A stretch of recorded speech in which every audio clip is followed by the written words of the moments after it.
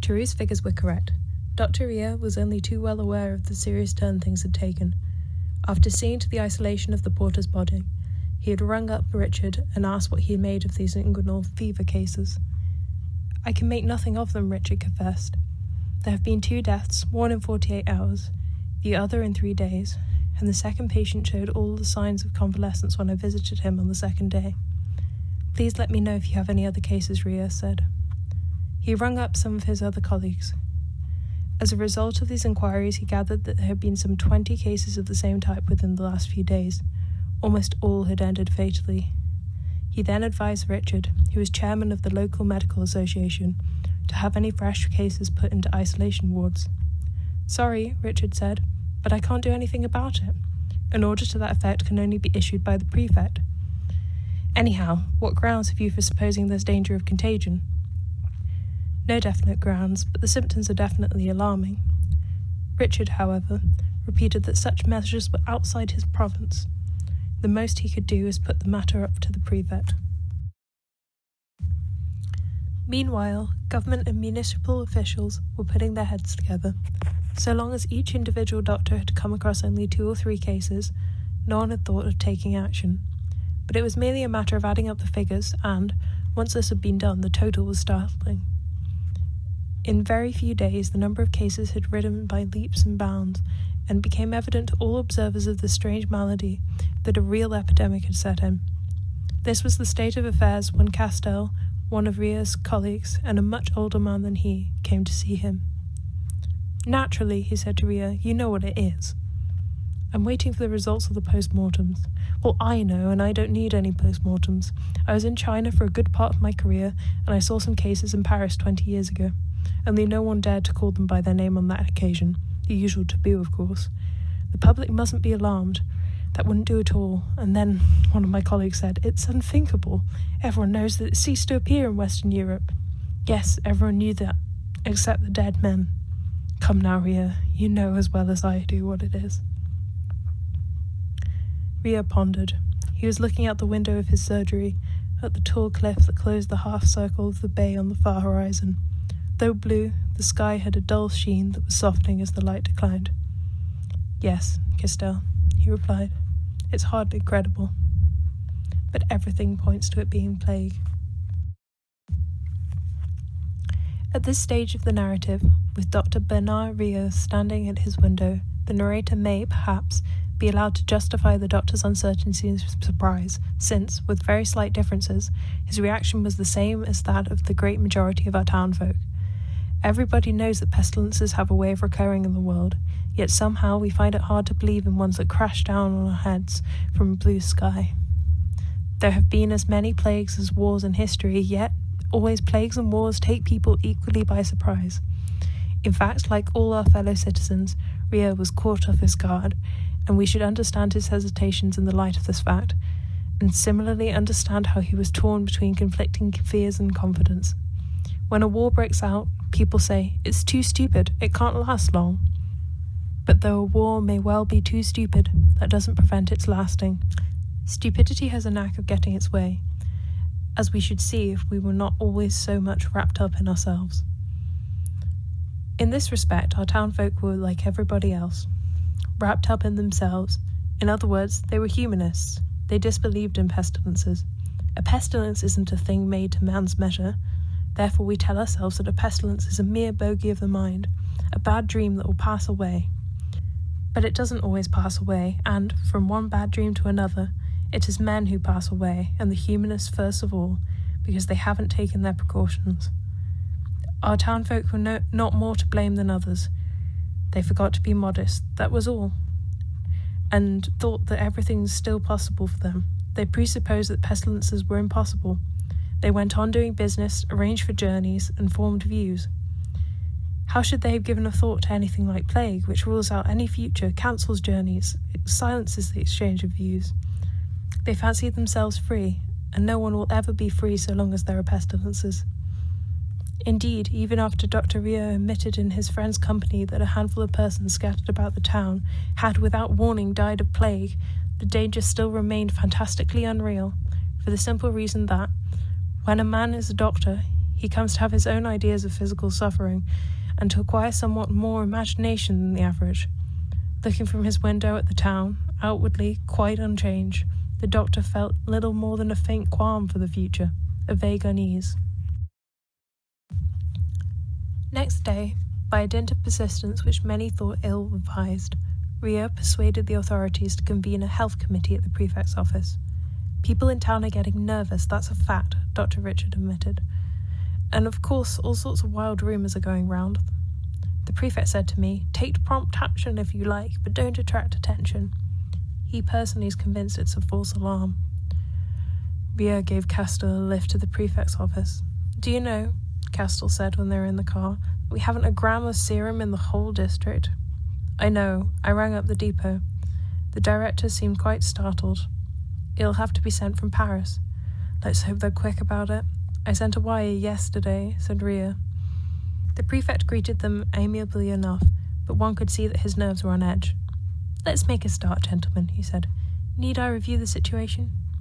Richard thought that wasn't necessary. He and his colleagues were acquainted with the fact. The only question was what measures should be adopted. "The question," old Castell cut in almost rudely, "is to know whether it's plague or not." 2 or 3 of the doctors present protested. The others seemed to hesitate. The prefect gave a start and hurriedly glanced towards the door to make sure it had prevented this outrageous mark from being overheard in the passage. Richard said that in his opinion the great thing was not to take an alarmist view. All that could be said at present was that we had to deal with a special type of fever. Richard said it was a mistake to paint too gloomy a picture, and moreover, the disease hadn't been proved to be contagious. Indeed, relatives of his patients living under the same roof had escaped it. "But others have died," Ria observed, "and obviously contagion is never absolute, otherwise you'd have a constant mathematical progression and the death rate would rocket up catastrophically. It's not a question of painting too black a picture, it's a question of taking precautions." Richard, however, summing up the situation as he saw it, pointed out that if the epidemic did not cease spontaneously, it would be necessary to apply the rigorous prophylactic measures laid down in the code, and to do this, it would be necessary to admit officially that plague had broken out. But of this there was no absolute certainty, therefore any hasty action was to be deprecated. Ria stuck to his guns. "The point isn't whether the measures provided for in the code are rigorous, but whether they are needful to prevent the death of half of the population. All the rest is a matter of administrative action, and I needn't remind you that our Constitution has provided for such emergencies by empowering prefects to issue the necessary orders."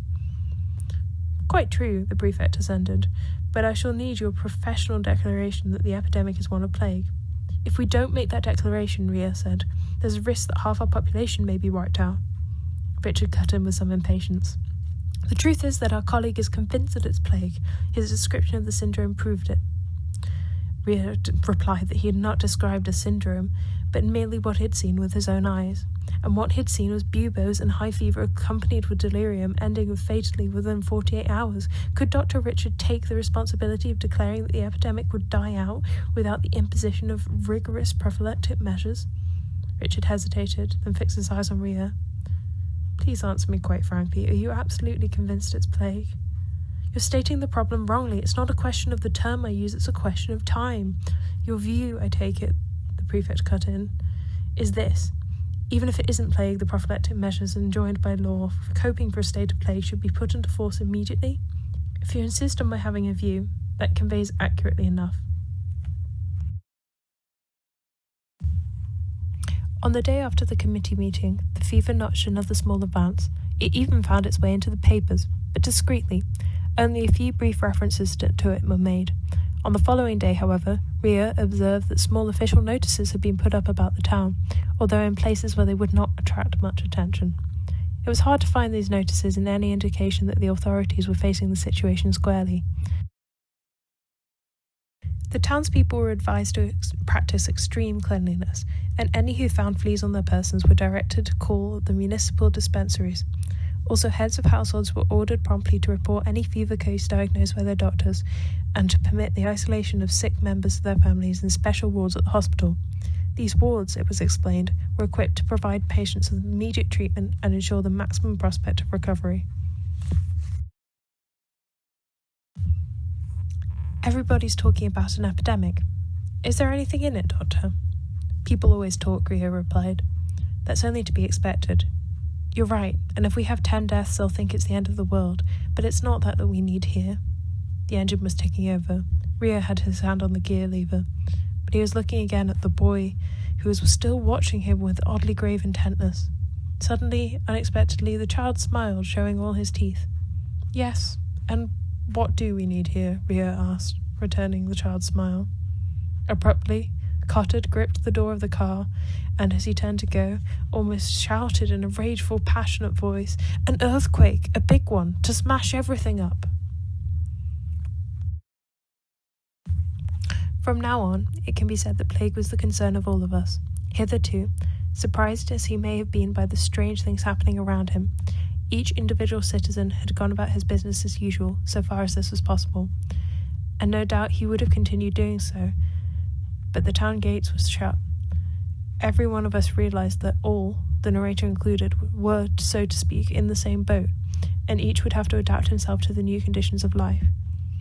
Thus, for example, a feeling normally as individual as the ache of separation from those one loves suddenly became a feeling in which we all shared alike, together with fear, the greatest affliction of the long period of exile that lay ahead.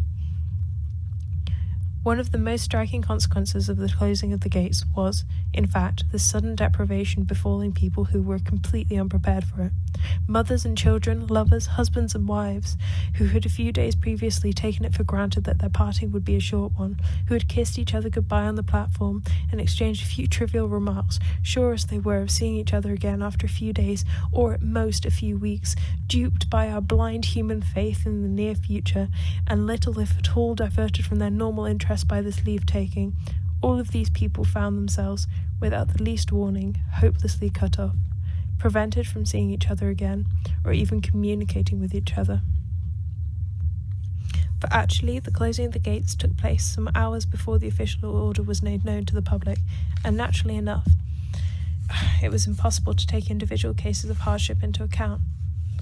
It might indeed be said that the first effect of this brutal visitation was to compel our townsfolk to act as if they had no feelings as individuals. During the first part of the day in which the prohibition to leave the town came into force, the prefect's office was besieged by a crowd of applicants advancing pleas of equal co-urgency. During the first part of the day in which the prohibition to leave town came into force, the prefect's office was besieged by a crowd of applicants advancing pleas of equal cogency, but equally impossible to take into consideration. Indeed, it needed several days for us to realize that we were completely cornered, that words like special arrangements, favor, and priority had lost all effective meaning. Even the small satisfaction of writing letters was denied to us. It came to this: not only had the town ceased to be in touch with the rest of the world by normal means of communication, but also, according to a second notification, all correspondence was forbidden to observate those carrying infection outside the town. In the early days, a favoured few managed to persuade the sentries at the gates to allow them to get messages to the outside world. But that was only at the beginning of the epidemic, when the sentries found it natural to obey their feelings of humanity. Later on, when these same sentries had felt the gravity of the situation drummed into them, they flatly refused to take responsibility whose possible after effects they could not foresee. At first, telephone calls to other towns were allowed, but this led to so much crowding of the telephone booths and delays on the lines, so that for some days they were prohibited and thereafter limited to what were called urgent cases, such as deaths, marriages, and births. So we had to fall back on telegrams. People linked together by close friendship, affection, or physical love found themselves reduced to hunting for tokens of their past People linked together by close friendship, affection, or physical love found themselves reduced to hunting for tokens of their past. People linked together by close friendship, affection, or physical love found themselves reduced to hunting for tokens of their past communion within the compass of a 10-word telegram. And since, in practice, the phrases one can use in a telegram are quickly exhausted, long lives passed side by side, or passionate yearnings soon declined on the exchange of trite formulas as "am fit, always thinking of you, love." Some few of us, however, persisted in writing letters and gave much time to hatching plans for corresponding with the outside world, but almost always these plans came to nothing. Even on the rare occasions when they succeeded, we could not know this, since we received no answer. For weeks on end, we were reduced to starting the same letter over and over, recopying the same scraps of old news and the personal appeals, with the result that after a certain time, the living... For weeks on end, we were reduced to starting the same letter over and over, recopying the same scraps of news and the same personal appeals, with the result that after a certain time, the living words into which we had, as it transfused our heart's blood, were drained of any meaning. Thereafter, let's try that again. For weeks on end, we were reduced to starting the same letter over and over again, recopying the same scraps of news and the same personal appeals, with the result that after a certain time, the living words into which we had, as it were transfused our heart's blood, were drained of any meaning.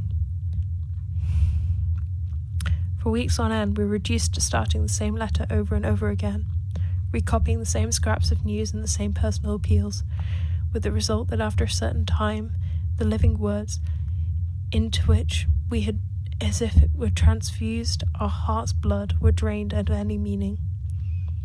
Thereafter, we went on copying them, mechanically trying, though the dead phrases Thereafter, we went on copying them mechanically, trying, through the dead phrases, to convey some notion of our ordeal. And, in the long run, to these sterile, reiterated monologues, these futile colloquies with a blank wall, even the banal formulas of a telegram came to seem preferable.